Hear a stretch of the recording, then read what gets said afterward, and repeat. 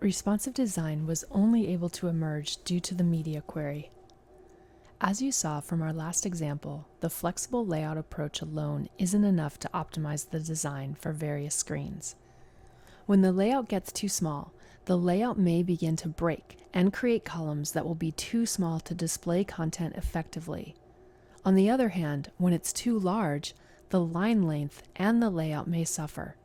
Media queries come to save the day. Media queries allow us to run a series of tests. For example, whether the user screen is greater than a certain width or a certain resolution.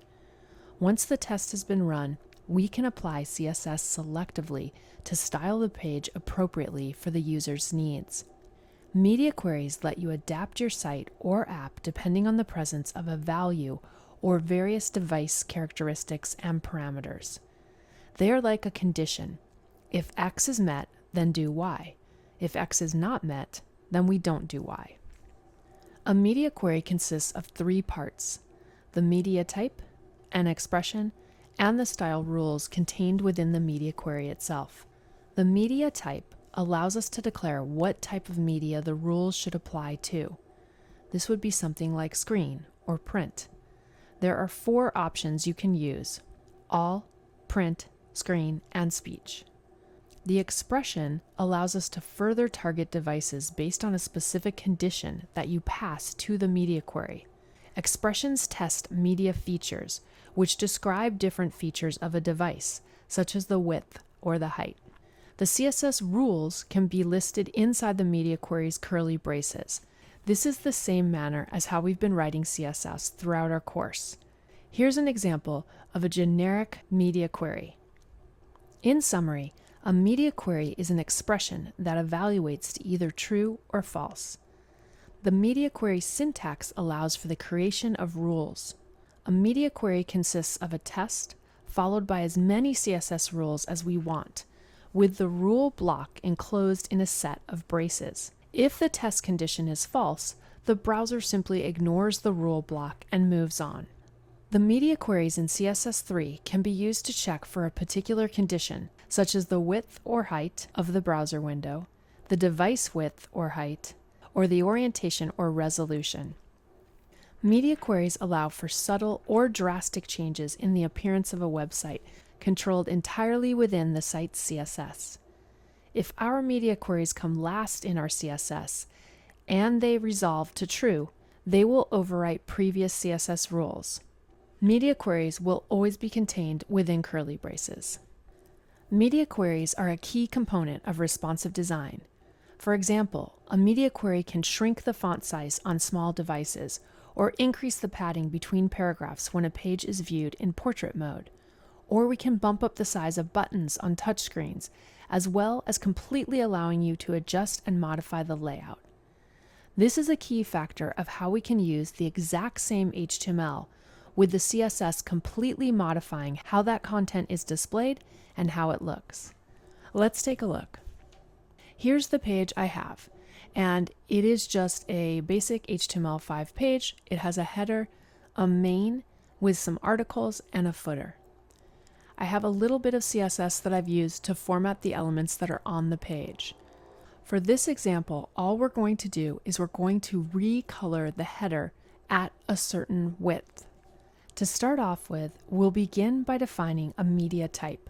We do that by using the @ symbol and writing media. Then we pass in the type. So in this case, I'm going to use screen. This is simply stating that the media that we're looking for is a screen of any kind. Then I'm going to write and then in parentheses, we'll pass in the expression. The expression is like a media feature rule. So what we're going to do here is we're going to specify a min width of 600 pixels. The value that you pass in could really be anything, and we'll talk more about how you would decide on which values to pass in when we get a little further into creating responsive websites. But for now, we're just going to specify that the min width of 600 is when this rule is going to kick in. So what that means is that if our page has a minimum width of 600, whatever rule we specify will therefore display on the page. So for instance, if we go ahead and we target our header, and what we'll do for this example is we'll simply change out our background color. I'm just going to go ahead and make my background color blue instead of this berry color. If we save our page and we refresh in the browser, you can see that the background has already turned to blue. The reason why is that my screen has a minimum width of 600 pixels. As I resize my page and make it wider, you can see that the header will remain blue. The only time the header is going to change to the berry color is once the page gets smaller than 600 pixels. And you can see as soon as I hit that 600 width point, then the header is going to switch and become the berry shade. This is an extremely powerful way that you can modify your pages. The CSS Media Query gives you a way to apply CSS only when the browser and the device environment matches a rule that you specify. So in our case, we're saying when the screen is greater than 600 pixels, change the header color. Media queries are a key part of responsive web design, as they allow you to create different layouts depending on the size of the viewport.